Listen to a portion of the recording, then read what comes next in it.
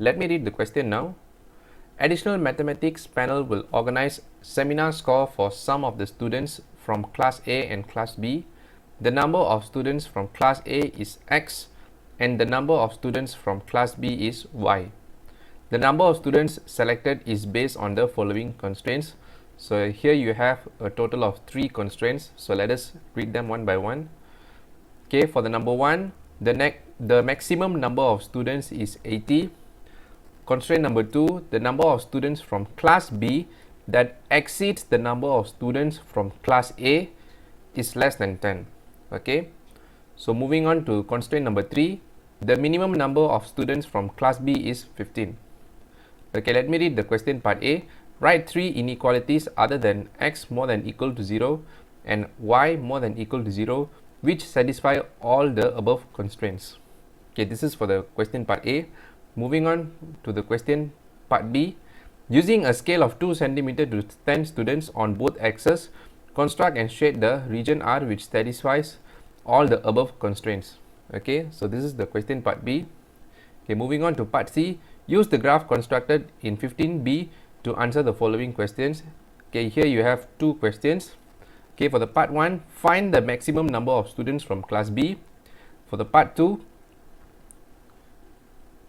all students that participate in the seminar have to pay a registration fee. Every student from class B has paid a deposit of 4 ringgit, while the students from class A will make the full payment on that day. Calculate the balance of payment that has to be paid by each student from class B such that the number of students from class B is maximum and the total collection from all students on that day is 400. Okay, so this is the overall question. So take your time to solve this question and we will begin our discussion in a count of 5, 4, 3, 2, 1. Let us begin our discussion for the question 15 part A by determining the 3 constraints other than x more than equal to 0 and y more than equal to 0. Okay, so let us start. But before that, we need to write the 2 important information first, okay, which is student from class A represented as variable x, whereas student from class B is represented as variable y. Okay, so you just write it down in your working. By the way, it's already in the question, so you just write it down for better understanding. Okay, now we can move on into identifying our constraints. Okay, constraint number 1, the maximum number of students is 80. Okay, what does it tell us?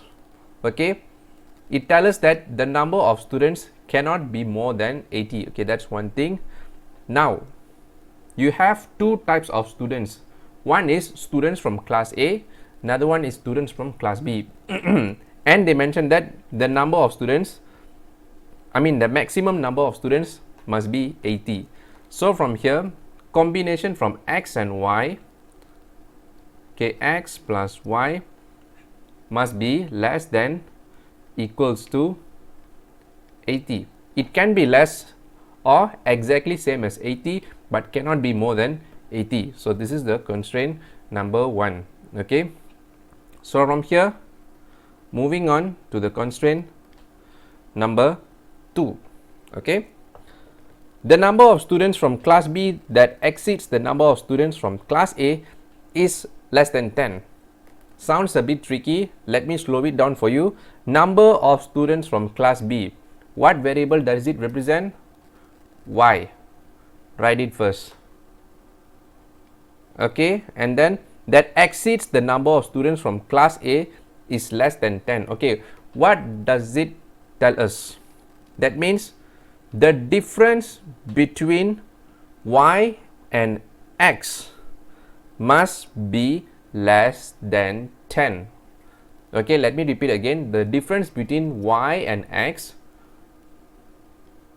should be less than 10, because take a note at the constraint number 2, number of students from class B, variable y, that exceeds the number of students from class A, which is variable x, less than 10. So that means that y minus x should be less than 10. Okay, so this is the constraint 2. Okay, moving on to the constraint number 3. The minimum number of students from class B is 15. Okay, so from here the minimum number of class B is 15. Class B is y. Okay, just straight away write y. Okay, minimum must be 15 means it can be more than 15. So y, you can have a more than equal to 15. Okay, here we don't have anything that related to class A or variable x. So you just write here y more than equals to 15. Okay, so this is the solution for the question 15 part A. Let us proceed our discussion for the question part B, where we are required to construct and shade the region R which satisfy all the above constraints, okay, using a scale of 2 cm to spend students on both axes. Okay, by the way, I have already finished construct and label the region R for you. Okay, you can check over here. As you can see here, this is the region Y, okay, on the vertical axis, and your horizontal axis is actually your x-axis, okay, which obeys the 2 cm to 10 units respectively. Okay, in order for you to do the linear programming, okay, the first step what you need to do is, okay, take a look at the constraint number 1, okay, x plus y less than equals to 80. So you change it as a straight line first, where x plus y equals to 80.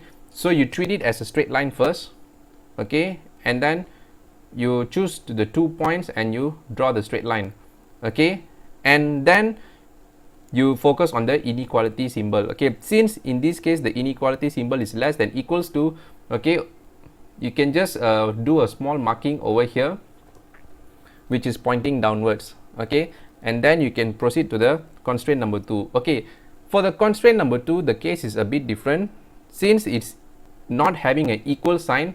So whenever you want to treat the straight line, okay, where y minus x equals to 10, so you need to draw it straight line, but however you need to treat it as a dotted line, okay, since you're not having an equal symbol over here in the inequality.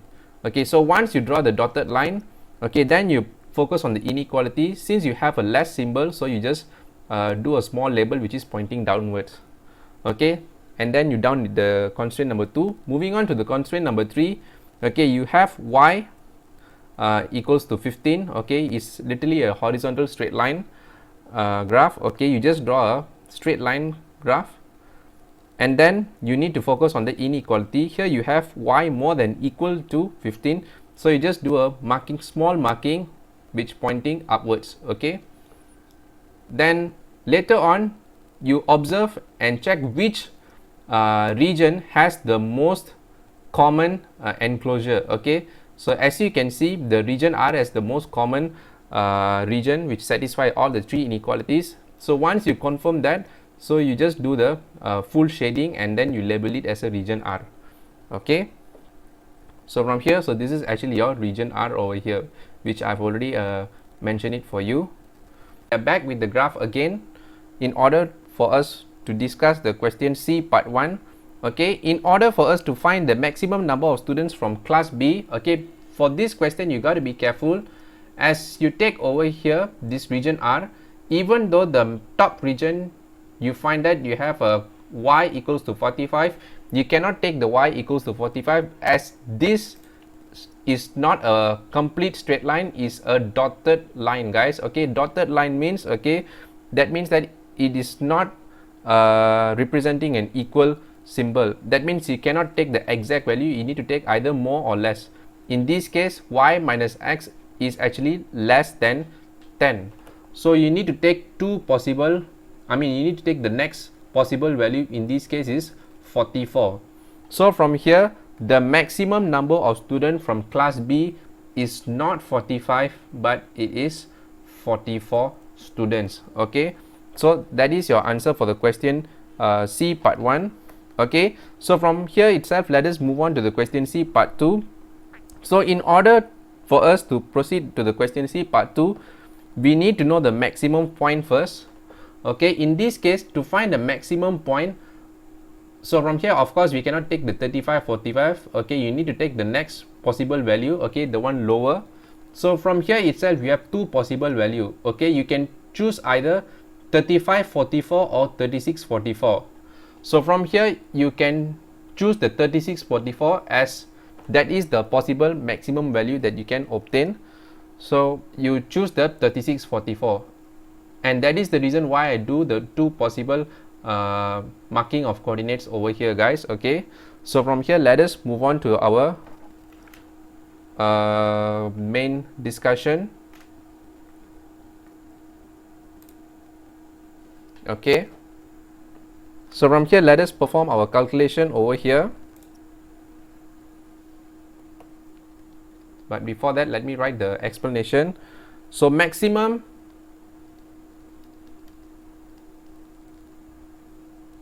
students of class B is actually equals to 44 students, not 45. Let me clarify over here. Okay, so from here for the part 2, before moving on to the discussion, so you need to determine the maximum point. Okay, which in this case is actually 36, 44, not 35, 44. Even though you have 2 points, you need to choose the possible two values which you can get a maximum value point. Okay, so this is your maximum point. Okay, so now let us settle our remaining part 2 question.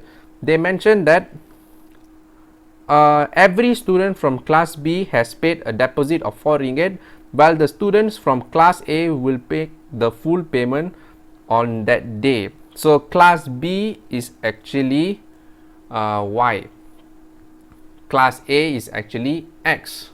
So from here, 36 over here is representing as X, or also known as class A.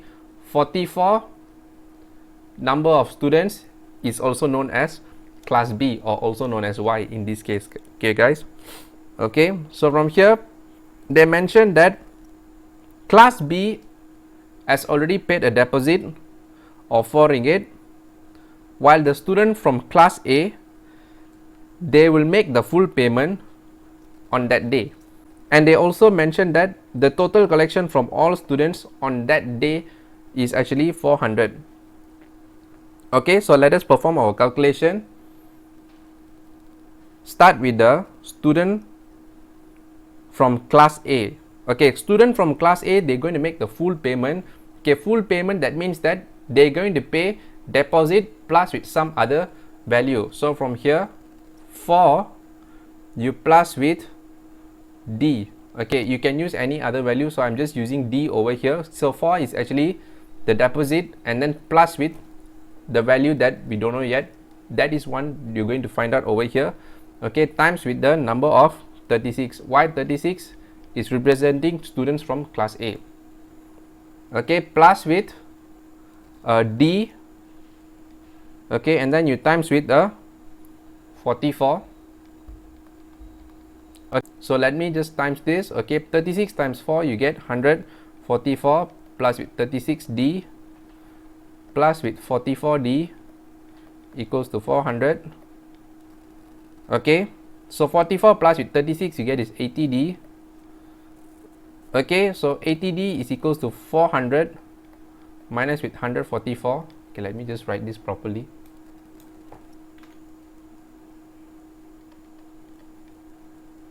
Okay, so from here you calculate this, you get your D is actually 3 ringgit and 20 cent.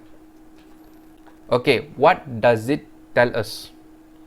From here, it tells us that student from class B only have to pay 3 ringgit 20 cent on the day of seminar, whereas for student from the class A, they have to make the full payment, which in this case is 3 ringgit 20 cent plus with 4 ringgit, which is 7 ringgit 20 cent.